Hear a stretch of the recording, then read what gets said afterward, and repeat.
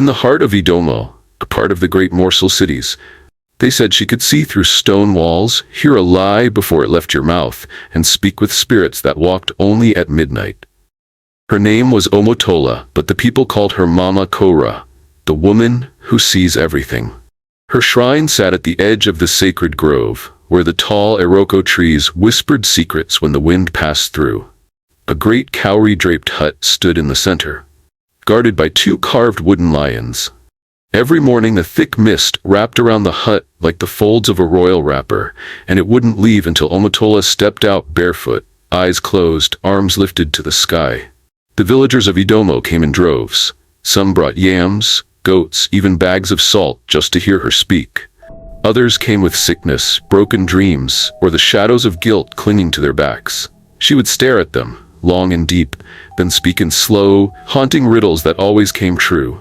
She said my son would fall into fire if I let him play near the mill, said Mama Anitan one market day. I laughed. 2 days later, he nearly died in the oil flames. She warned me not to cross the river on Ifa's day, whispered Papa Dogo, a farmer. I thought it was nonsense. My canoe split in two. I'm lucky to be alive. Omotola became more than a prophetess. She became truth. But Omotola never smiled. Her face was always stiff like carved wood. Her eyes, milky gray like they had no pupils, seemed to be staring into a place no one else could see. Many said she had never been seen eating or sleeping. Some claimed she floated an inch above the ground during her evening prayers. The children, with wide eyes and shivering voices, swore that sometimes at night her shadow walked ahead of her on its own. One day a stranger arrived in Idomo. A tall woman with a faded blue wrapper, carrying a small child wrapped in cloth. She looked tired. Dust clung to her feet, and her lips were cracked like dry harmattan clay. Please don't forget, if you're loving this video, go ahead and tap that subscribe button. It's free, and it helps us bring you more awesome content.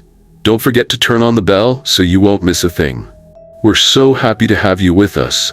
And if you're enjoying what you're watching, make sure to hit that subscribe button and join our community. Don't forget to click the bell so you're always the first to know when a new video drops. And don't forget type on comment section which country you are watching from and watch more on African folktale stories. Thanks. She knelt before Omotola, tears in her eyes. My daughter, she whispered. Her name is Tenny. She hasn't spoken in weeks. She just stares and laughs. Omotola didn't move. Her face didn't change. The woman begged. Please, Mama Kora, help her. People say you're the only one who can. Omotola's white eyes slowly opened. She took the child, placed her hand on the girl's head and hummed a strange melody, soft at first, then rising like a chant from the forest spirits. The wind howled. The child blinked once, then twice, and spoke. I see them, Tenny said, pointing to nothing. Their hands are too long. Everyone gasped. The woman screamed with joy. She spoke, she cried. She spoke. May the gods bless you, prophetess. But Omotola said nothing. She handed the child back, her hand trembling slightly, something no one noticed except the one-eyed beggar sitting by the shrine steps. He tilted his head. He had seen many things in his years begging beside temples, but that slight tremble, that fear, was not something Omotola was known for. As the crowd celebrated, the wind picked up again. A thunderclap echoed in the far distance, though the sky was blue and the sun burned hot. That night, the beggar limped to a nearby grove and pulled out an old leather pouch. Inside it were cowries, 3 feathers, and a bone charm. He laid them out on the soil and whispered, If what I saw was true, then Idomo is in trouble. Elsewhere, deep inside the prophetess's shrine, Omotola knelt before a small wooden box wrapped in red cloth. She unwrapped it slowly. Inside was an eye, not a painted one, a real one, gray and glistening. She placed it in a bowl of dark liquid and stared. Her lips moved without sound. Suddenly the eye twitched. Omotola recoiled. Something was watching her back. The morning after the child spoke, a thick fog clung to Idomo like the breath of restless spirits. The markets opened late. The birds, usually loud and wild with song, kept strangely quiet. And at Omotola's shrine the carved lions wept dew that wouldn't dry. The townspeople felt it. Something had shifted. Prophetess Omotola stood outside her hut longer than usual, her white gown billowing unnaturally despite the still air. She didn't greet the villagers. She didn't chant. She only stared into the forest. lips drawn tight like someone holding back a scream. That same day, a woman named Ajoke arrived from the outskirts of Morsel Cities. She came not for healing, but for answers. "My son is missing," she said, standing before Omotola's hut. "3 nights ago, he was just 5. I don't want a prophecy, I want the truth." The shrine guards told her to wait. She refused. "I don't care if she speaks with the gods. If she's real, then she already knows why I'm here." Her voice cracked with pain. She should have seen it. "Isn't that what she's known for?" Omotola stepped out. "I saw him," she said calmly. "Your son." Ajoke's heart leapt. "But I also saw where he went," the prophetess continued. "And it is not a place for mothers." The crowd gasped. Ajoke stepped forward, eyes blazing. "Then take me there." "No," Omotola replied. "He crossed into the other place. Some doors cannot be reopened." Ajoke's voice trembled. "You said you see everything. Then how did you let it happen?" The silence that followed was thick like palm oil. Omotola's face remained carved of stone. "The gods take what they will." But Ajoke was not done. "And what do they give you, prophetess?" Whispers broke out in the crowd. No one had ever spoken to Mama Korra that way. Omotola turned sharply and vanished into her hut. The carved lions cracked down the middle as the doors shut behind her. That night the whispers spread. She didn't even pray for the boy. Why won't she say how he disappeared? Maybe she knows more than she says. At the village square, an old man named Baba Kenga, who once served as a priest in Okoja before the temple burned, sat beneath the baobab tree, fingering an old staff. "I've seen that look before," he muttered, "that emptiness in her eyes. The last time I saw it, it was on a man who let a god borrow his body and never took it back." Across the square, the one-eyed beggar listened. He approached Baba Kenga after nightfall. "You know about her?" he asked. The old priest nodded. "Only that she was not always in Idomo." The beggar leaned in. "Do you know where she came from?" Baba Kenga's eyes narrowed. "No, and that's what bothers me." Back at the shrine, Omotola sat alone with the gray eye in the bowl. "What do you want?" she whispered. "Why now?" The eye flickered. A whisper answered, though no one else was in the room. "Balance. You broke the balance." Omotola's hands trembled. The girl was too young, she wasn't supposed to hear them yet. And yet she did. The wind outside howled. The shrine's candles flickered blue. "You were told not to touch the mirror tree. You were warned." Omotola screamed and knocked over the bowl. The eye rolled across the floor, bumping against a wooden mask on the wall. For a moment, the mask grinned. She collapsed to the ground, gasping. From the shadows, something moved. A dark figure with long limbs stepped forward, but only Omotola could see it. "You promised me peace," she hissed. "You said I'd only need to open the gate once." The figure said nothing, but in its silence 100 voices whispered all at once. "There is no peace in borrowed sight." Long before Idomo was a city of trade, shrines, and carved spirits, it was a cluster of forest villages. Deep within the roots of this land ran a river called Eru Abo, the river that remembers. It was said that Eru Abo never forgets a name whispered into its current, nor does it ever forgive a broken pact. That week, the river began to rise. It hadn't rained in days, yet its waters overflowed gently, as though breathing with a mind of its own. The fish that once danced in its clear flow disappeared, and its surface turned a murky gray. The elders noticed. They always notice first. Something old had been disturbed. While the village wrestled with suspicions, and the prophetess kept hidden, a lean, wrinkled hunter named Ogadon returned to Idomo for the first time in 20 years. His beard was the color of charcoal ash, and his left leg bore the scars of a snakebite that had never fully healed. But it was his eyes that drew attention, piercing, knowing, like someone who had once stared into the void and lived to tell it. He arrived with a rusted blade, a sack of herbs, and a warning. "I know that woman," he told Baba Kenga and the one-eyed beggar as they sat by the fire under the twisted fig tree. She was not always called Omotola. In the village of Ayalala she was once called Iabo, a gifted child who vanished the night the temple burned. The beggar leaned in. "What happened to her?"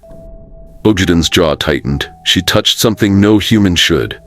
Years ago, Ojudan explained, a priest of Ayalala discovered a shrine buried beneath their own, a shrine older than time, dedicated not to gods, but to watchers, beings who did not ask for worship, only silence and obedience.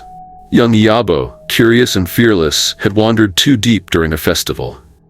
She was found lying beside a cracked mirror altar, muttering names in a forgotten tongue. Her eyes were no longer brown, but gray. That night, the village began to change. Crops failed, children cried in their sleep, elders lost their memories. The temple caught fire from within, and when the smoke cleared, the girl was gone. But I remember her face, Ogidan said grimly. It is her. She escaped Ayalala, but she did not leave alone.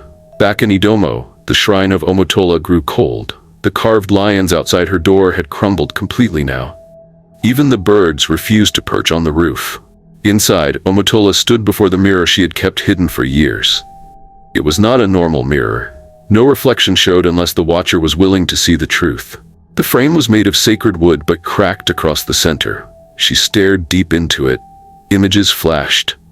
A crying child wandering into the forbidden shrine. A hand reaching for a silver bowl beneath a tree with no shadow.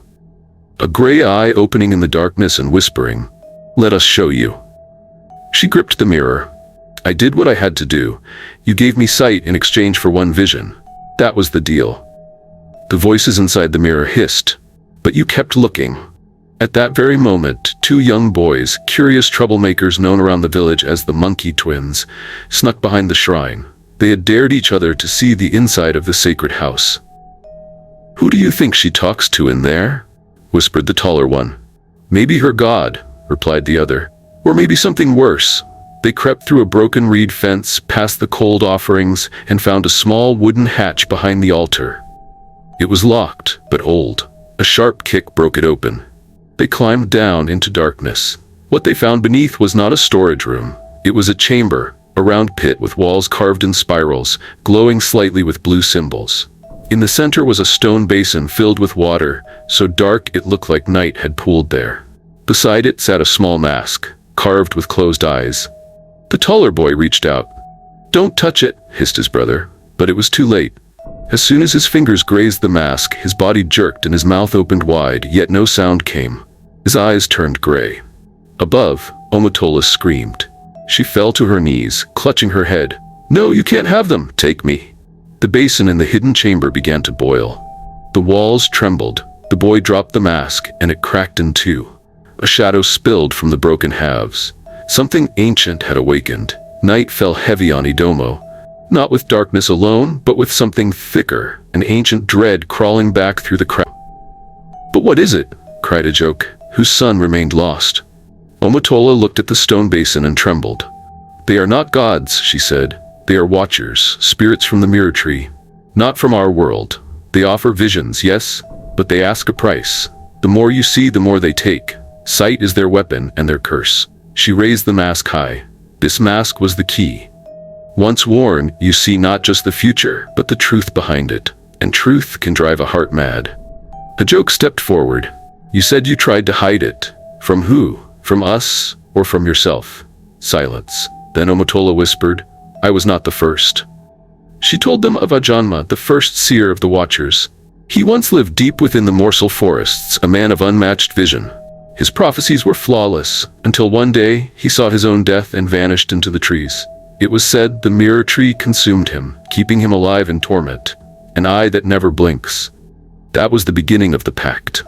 "I found his mirror beneath Ayalala," she confessed. "I shouldn't have touched it, but I was only a girl. I wanted to see my mother again. She had just died. The mirror promised me her face. It lied."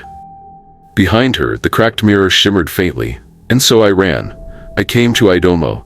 I became Omotola. I gave visions. I helped. I healed. But all this time the Watchers watched through me. And now they're loose." As she spoke, the boy who had touched the mask sat up, but his eyes were not his own. He spoke in 1,000 voices at once. "The veil has been torn. The Watchers are free. Sight belongs to no one now." The villagers screamed. The air thickened. The sky darkened even though it was midday. The ground split again, this time beneath the basin. Roots clawed up from below, black and gnarled.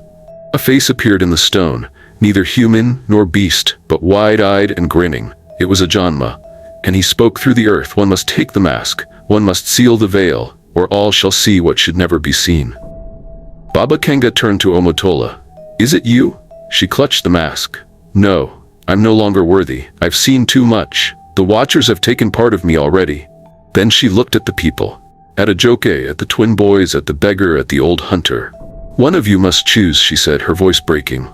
But know this, whoever takes the mask must carry the curse. They must go beneath the altar and face the river. Alone. The village of Idomo stood still. No child cried, no chicken clucked, no wind moved through the leaves. It was as if the forest itself held its breath. In the center of the gathering stood the cracked mask, placed on a woven mat before the yawning hole that led beneath the altar. The broken stone basin still oozed dark mist, and the Watcher's presence pressed on every chest like a heavy stone. One must take the mask. One must seal the veil. The voice of Ajanma, the first seer, still echoed from the depths. But who would answer? Baba Kenga stepped forward, lips trembling. I've seen war, pain, hunger, but not this. Not this horror. Ojidan, the old hunter, looked at the mask with weary eyes. I would go, but my legs no longer belonged to me. Ajoke clutched her cursed son, whose body was now calm, but whose eyes still shimmered with the grayness of the Watchers. I would give anything for him, she whispered, but I don't know what lies beneath. And then, a voice rose. I will go. The one-eyed beggar. People turned. He removed his headcloth slowly, revealing the scar where his second eye once was. I lost this eye for stealing from a shrine as a child, he said. I thought it was punishment. Now I see, it was preparation. I only have one eye left to offer. Maybe that's enough. Prophetess Omotola stepped forward, eyes wide. Are you sure? He nodded. They say the Watchers need sight to see our world. Let them take the last of mine. Let me be their final window. He picked up the mask. The cracked pieces hummed, then rejoined in his palm as if waiting for him all along. He tied it to his face, slowly, steadily. His body shivered. Then he walked into the hole beneath the shrine. No one followed. No one breathed. Inside the chamber, the Watchers whispered. You come willingly, they said. Why? Because I see what happens if I don't, he replied. The mirror tree rose from the soil behind the basin. Black bark, eyes blinking between its knots, its branches moving like arms. You are not a prophet, they said. I don't need to be, he replied. I am a man. That is enough. He knelt before the basin and opened his one remaining eye into its darkness. I give you my final sight, he said. The Watchers hissed in pain. The basin cracked. The chamber trembled. The tree screamed. Above, the villagers saw light shoot up from the ground. A loud crack, like thunder, broke the silence. The sky split for a moment, then healed like a wound being closed. And all was still again. A moment later, the beggar crawled out, but he was different. His face was peaceful. His eyes, both of them, were gone. Gone, but glowing faintly beneath the skin. Ajoke rushed forward. My son, she cried, and to her surprise, her boy blinked. Brown eyes. The curse lifted. All around, the color returned to the trees. The wind returned. Birds chirped again. The altar behind the shrine crumbled, and the mirror shattered to dust. Omotola collapsed to her knees. It is finished. The beggar smiled gently. No, it is returned to where it belongs. That night, they did not celebrate. They reflected. Prophetess Omotola, now stripped of her power, stepped down from her shrine. Her visions were gone, her gift taken. She became simply Omotola the Weaver, helping the people stitch clothes and tell real stories instead of futures. Ogjadan returned to the forest.